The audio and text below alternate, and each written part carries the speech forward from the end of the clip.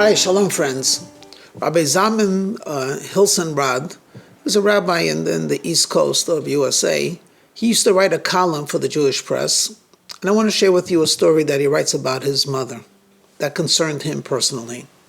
The story goes back to 1912 in a large town in Romania, and the economic situation for the town in general, and for Jews in particular, was particularly good. So Zalman's father says to his mother, look, everyone's going to America. There's a great immigration. Let me go. It might take a year or two, but I'm going to make enough money to bring you and the children, and you'll have a furnished apartment. And the future over here does not look good. There's opportunity in America. At that time, there was a girl, 2 years old. Her name was Cyril. And the one that's writing the article at that time, Zalman, was 4 years old. And the mother said yes.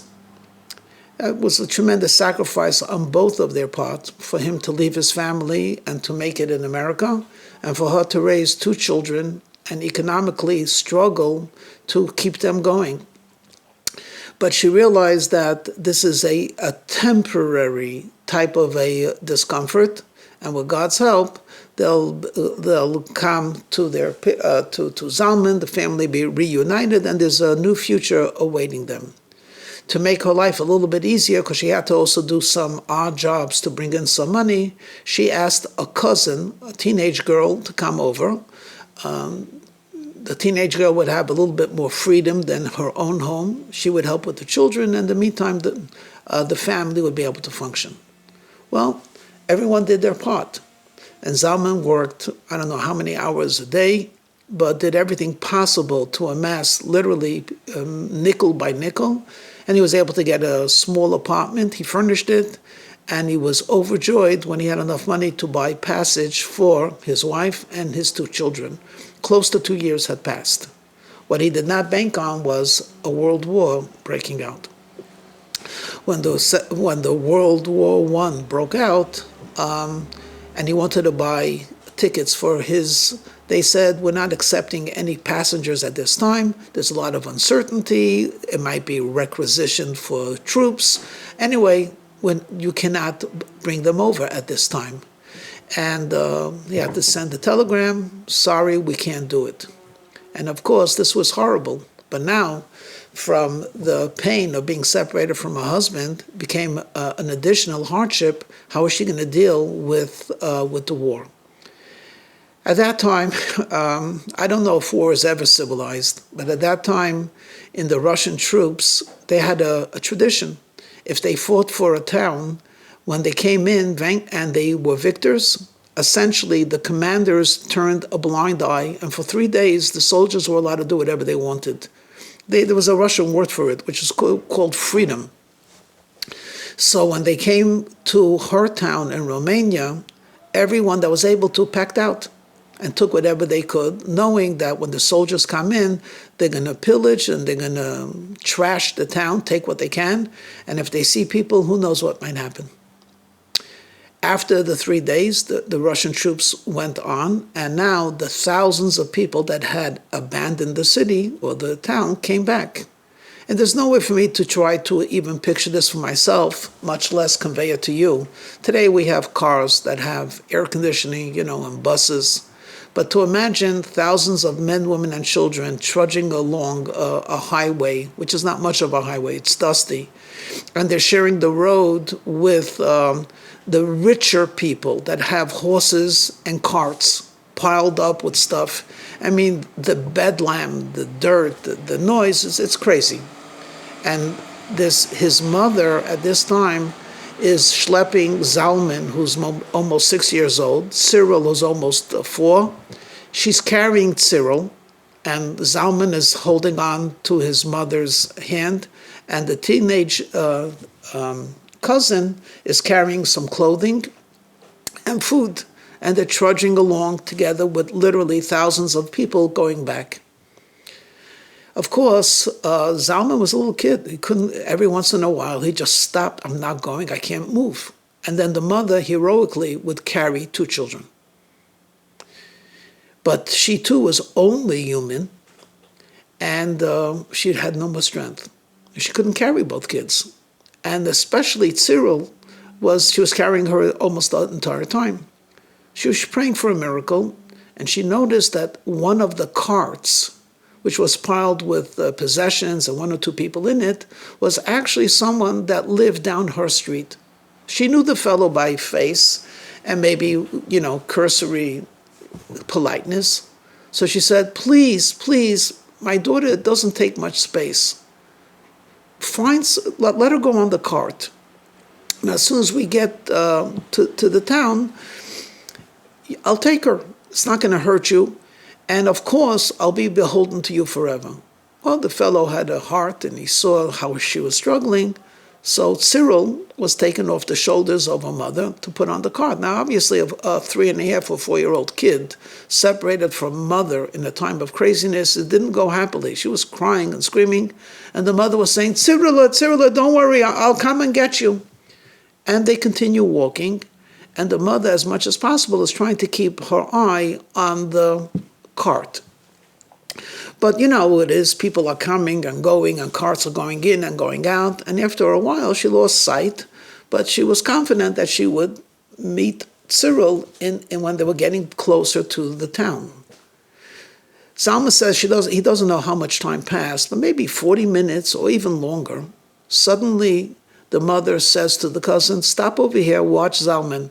I hear Cyril is crying for me. And the cousin says to her, maybe it was her aunt, said, what are you talking about? There's so much noise, we could barely hear each other. Between the neighing of the horses, the crying of the kids, and the tramping of the feet.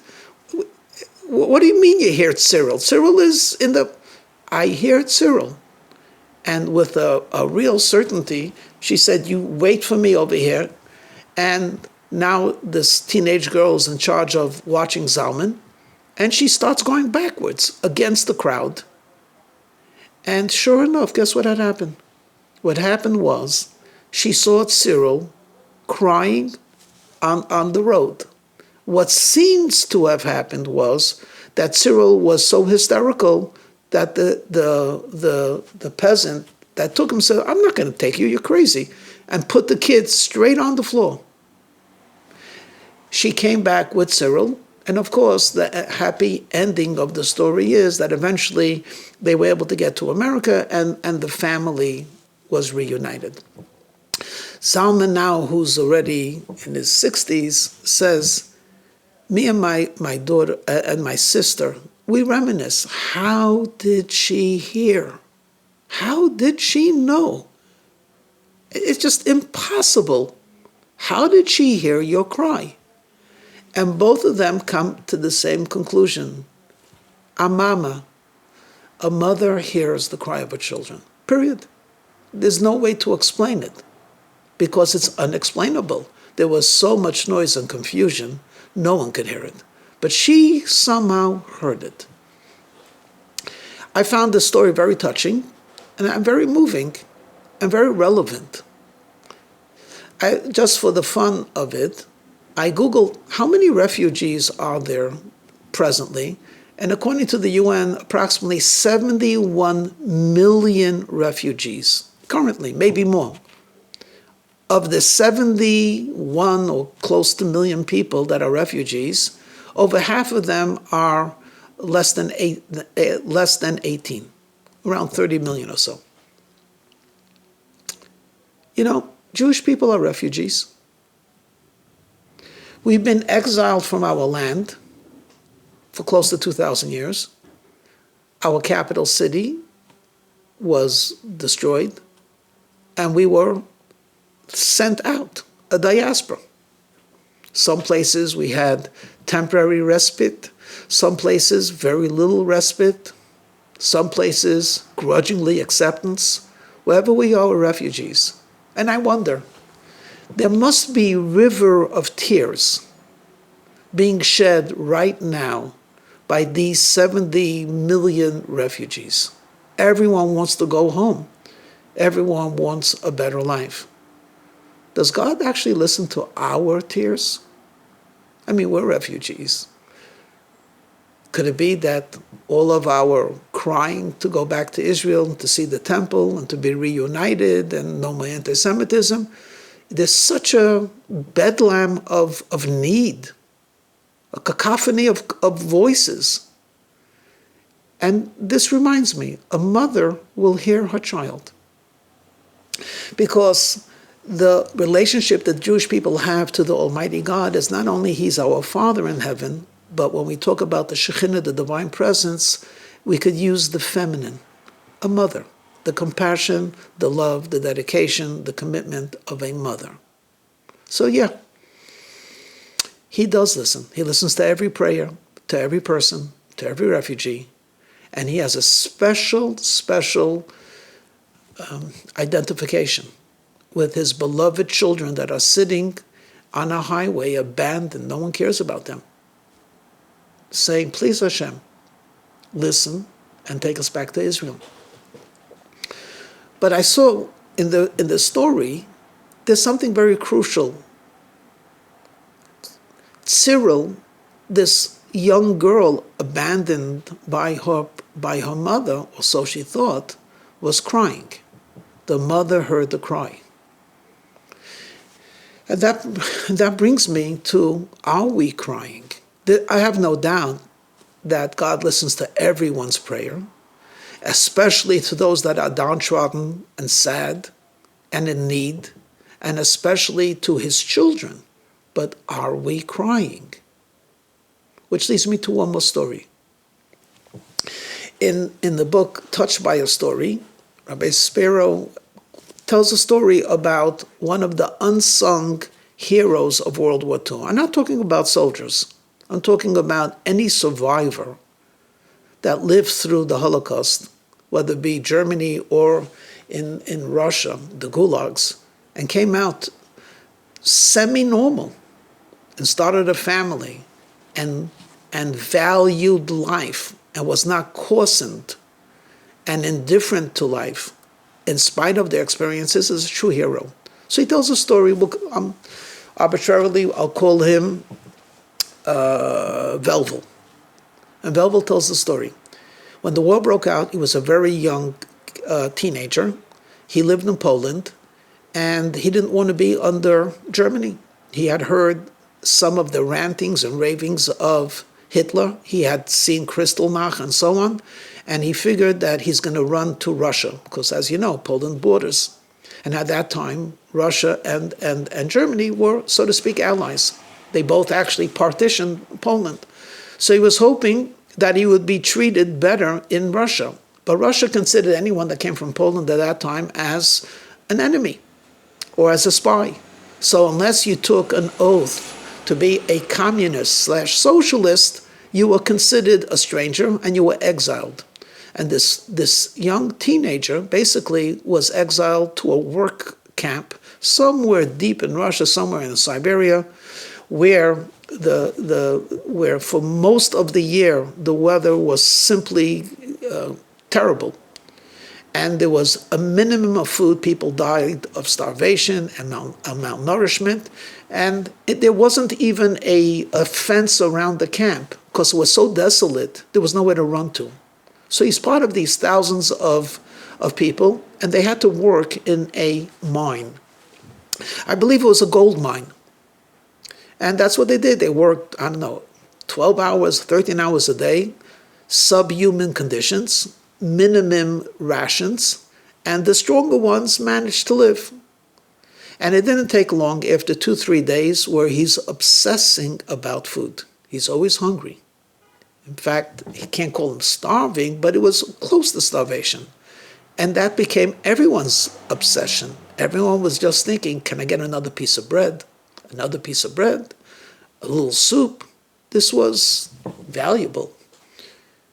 As he's working in the mines, he notices that though the prisoners are checked, leaving and coming, it's not a really strict check at all. It would actually be possible to take some of the gold dust and to put it into a pocket or create some type of a fold. And he couldn't understand why people were not doing it, but he figured he would do it. Maybe they're scared. And little by little, he accumulated some gold flecks or gold dust. And finally, after a week or two, he goes over to the least threatening fellow in his barrack and he says, Vasily, I want to buy some bread. So he looks at him and says, what do you think, this is a grocery store? He says, no, you're going to get a ration. I want your bread. He said, are you mad? He said, I have gold. I have gold. Vasily looks at him. Gold? Gold is mud. And he took out a piece of bread that he was saving for later. This is gold. Soup is gold. A potato is royalty. Keep your gold. Eat your gold. It means nothing to us here. And he realized that he got it all wrong. All of his life, gold was the most precious, but in camp, bread is the most precious. Now, there was another commodity that people remembered fondly, and that was a cigarette. But they didn't give out cigarettes. Cigarettes was contraband, just like vodka was.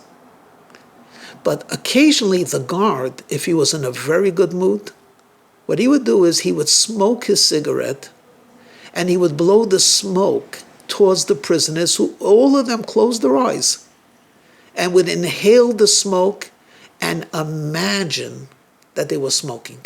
And that was a treat for them. They had to be really good, and the guard had to be in a really good mood. The truth of the matter is that tobacco wasn't so valuable. The difficulty was finding the paper, it was wartime, to wrap it. Anyway, when he smelled this smoke, suddenly his obsession changed. He wasn't interested in bread. There was such a good feeling of that smoke. He was fantasizing about smoking a cigarette. If you couldn't find bread to buy for all the gold in the world, you couldn't find a cigarette or a roll of paper either. So now he's going around, it's already weeks, and he's thinking, how can I know I could get tobacco, but how can I get paper? How can I get paper? Well, God made a miracle for him. As I mentioned, it was like in a desolate area. One day, a peasant comes and he asks, does anyone know how to read? What had happened was he was completely illiterate. His son was in the army, and every couple of months, he would get a letter. He used to live for those letters. He had a letter, he couldn't read it. Of course, this guy, Velvel, jumps. He says, I know how to read Russian or Ukrainian, whatever it was. I'll read it for you, but I want something in return. He said, well, what do you want? I want the envelope. This illiterate peasant said, sure. So they go to a corner. He reads the letter. And then he says, and the envelope? Here's your envelope.